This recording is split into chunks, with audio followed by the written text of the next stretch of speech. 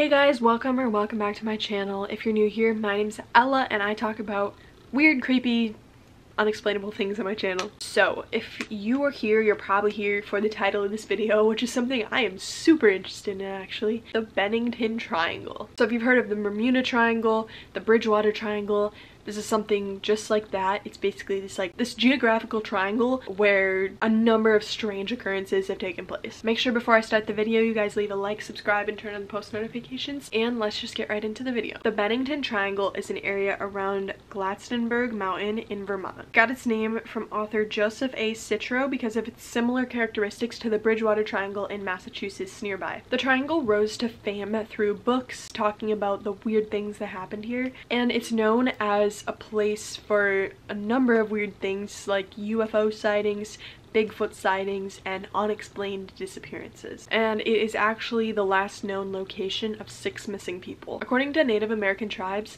the Bennington Triangle is known to be cursed. An Algonquin legend states that there's a stone in the wood will devour anyone who accidentally steps on it. The Native American tribes generally avoided the triangle. They wanted nothing to do with it. They thought it was creepy, they thought it was cursed, and they thought like you would die if you went there. So the first weird thing about the Bennington Triangle. There have been many Bigfoot sightings in this area, so many that they even named Bigfoot the Bennington Monster in this area. The first known sighting of the Bennington Monster was in the 1800s, and it was by a bus full of people.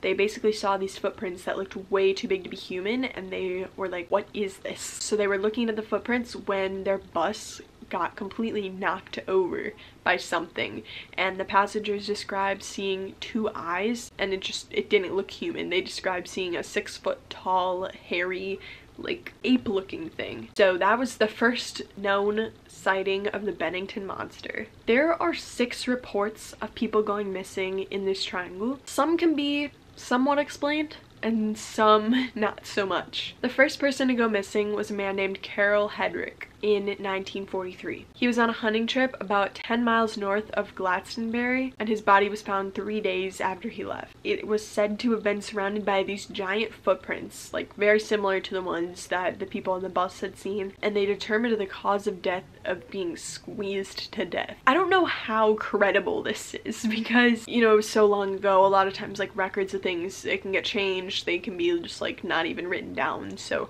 this could be completely myth. He is known to be one of the missing people from the Bennington Triangle. We will get more into the more important ones, the 5 people who disappeared within a 5-year span. So the first of the famous 5 missing people in a 5-year span from the Bennington Triangle was Midi Rivers. He was a 74-year-old man. He was a hunting guide. He knew what to do in the woods. He led a group of 4 hunters into the woods on November 12th, 1945. He was supposed to be leading the group back, so he was a ways ahead of them. The group returned to camp and he wasn't there, which I thought was really weird, but they knew since he was like a skilled outdoorsman, he was a hunter, he knew what he was doing, they assumed he'd be back within hours. He knew this land well. It wasn't like his first time out here. He probably didn't just get lost. Like, he was 74. He'd been here for a while. But he never came back. The area was intensively searched, and the only thing that was found was a cartridge of a rifle that was the same that he had been using. The last place he was seen was along Long Trail Road, which is known to be the place of his disappearance. The next person to disappear was 18-year-old Paula Weldon next year. Paula was a sophomore at Bennington College, and she had gone off for a hike on her Thanksgiving break. On December 1st, 1946, Paula was walking on the Long Trail, and she was wearing a bright red jacket. She was seen by a store worker who had given her directions, as well as a couple who was walking behind her for most of the hike. The couple said she was walking probably about 100 feet in front of them, and she turned a corner. When they got to that corner, they didn't see her, and they never saw her again. It seemed that she had just disappeared out of thin air. No one was concerned until she didn't show up at her classes at college the next day, and at this point a search was conducted and a $5,000 reward was issued. Nothing was ever found in the searches for her. She just disappeared. Some people believe she purposely disappeared to move to Canada with her boyfriend, is one of the theories I found on the internet. Some people also believe that she wanted to live in the mountains and had gone up there and either living up there or died somehow. But I don't know, I feel like in the search, if she'd went up there, they would have found her in the search. A lot of people, mostly Weldon's father, believed that the authorities did not do her case right. They could have done a lot more and that Paula could have been saved. Her case is actually still open today, even though nothing has ever been found. I think it's just such a weird disappearance. Like, people don't just disappear with no evidence, no clues, no leads, like out of thin air, and that's literally what happened to her. Exactly 3 years from the day that Paula Weldon disappeared, the next victim of the Bennington Triangle disappeared. This time it was 68-year-old James Tedford, and he disappeared on December 1st, 1949. Tedford was a veteran. He was living in the Bennington Soldiers' Home. He was on a trip to see family in St. Albans when he disappeared on his way home. He was on a bus with 14 passengers in total, who all recalled him being on the bus the last stop before reaching Bennington. All his stuff was still in the bus, all of his luggage. Some people say he disappeared out of his chair in the bus, but everyone recalls him being there. So that's the weirdest thing to me, is that like all of these people are saying that he was there, and like, again, people don't just vanish out of nowhere, but like it seems like it happened. So once they reached Bennington, he was gone, all his stuff was there. Everyone thought it was the weirdest thing. So they looked into it. They thought maybe he had just missed the bus at first. He was never found, and nothing was ever found. So again, just like Paula Weldon,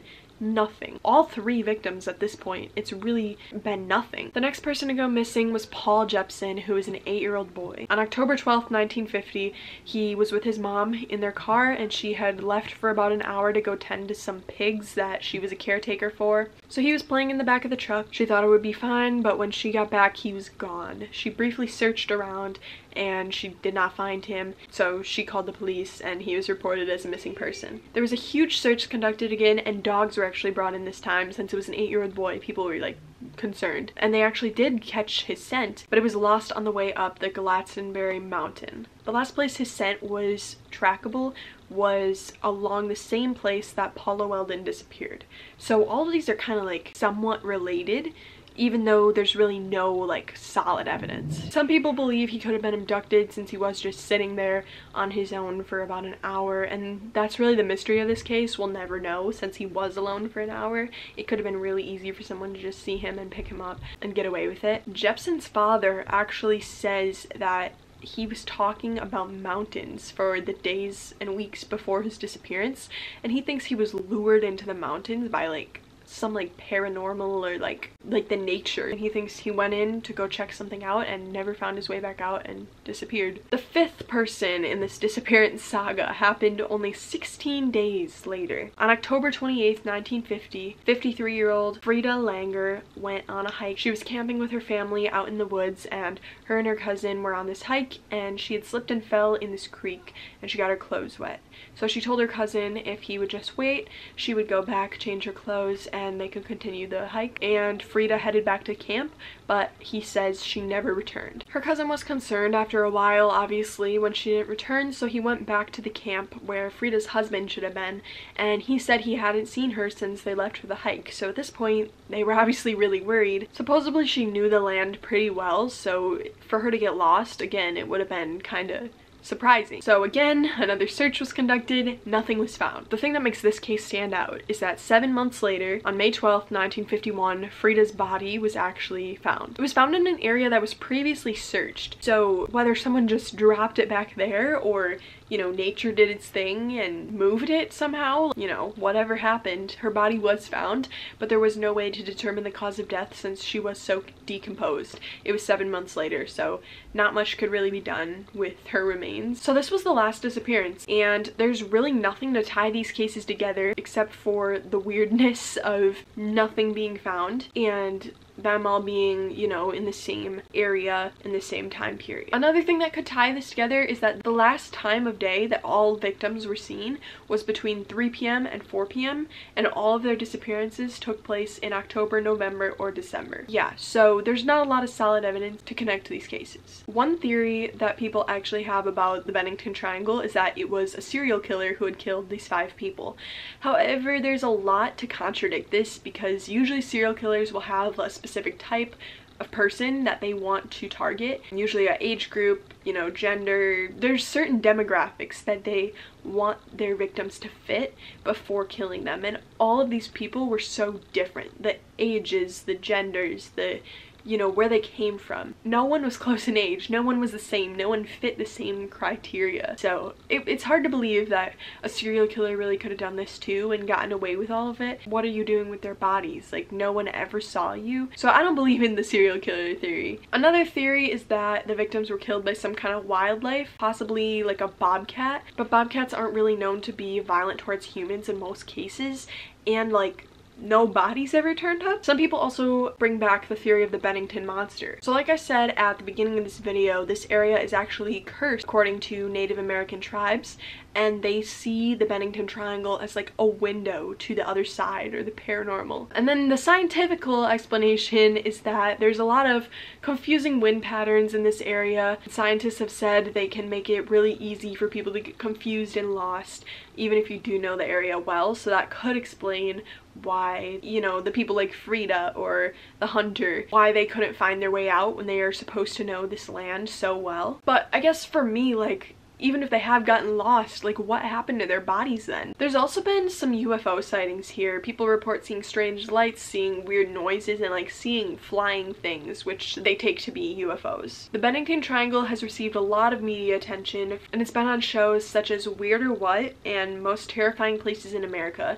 People like to compare it to the Bermuda Triangle, but it's a smaller version in Vermont. So yeah, now it's kind of just like a tourist attraction for paranormal investigators, people who kind of want to like go somewhere different. But yeah, it said today that you can hear voices on your radio when you're driving through there. Mysterious figures are seen in the woods and stuff. People also report unexplainably quickly getting lost and just like all of a sudden losing a sense of direction. There's also reported to be some unexplained plane crashes in the triangle. If there are, that's creepy. That kind of gives me like Bermuda Triangle vibes. So thank you guys so much for watching. If you enjoyed this video, please leave a like, please subscribe, please turn on post notifications so you can see every time I post a weird, creepy video. And I will see you guys in the next video. Bye!